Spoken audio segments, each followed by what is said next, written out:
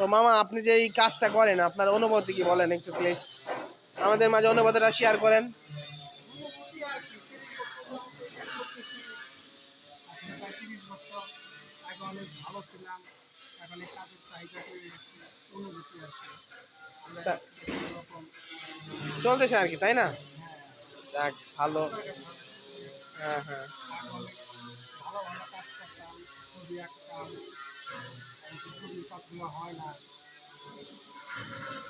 আগে নায়ক নায়িকার ছবি করতাম নারিন্দাতে, ও আচ্ছা আচ্ছা।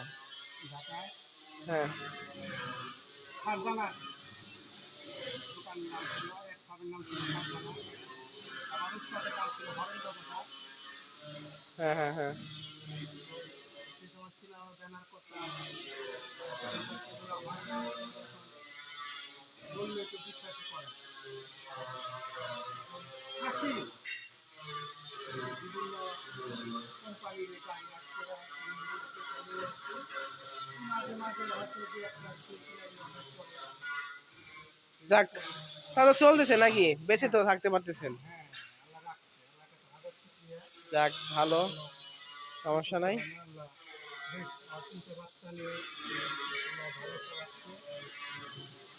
এই মামা কিন্তু অনেক দিন যাবত এইসব কাজ করে, প্রায় 30-40 বছর হবে। তার জীবনটা এই কাজেই করতেছেন। তার কাজ কিন্তু খুব ফিনিশিং।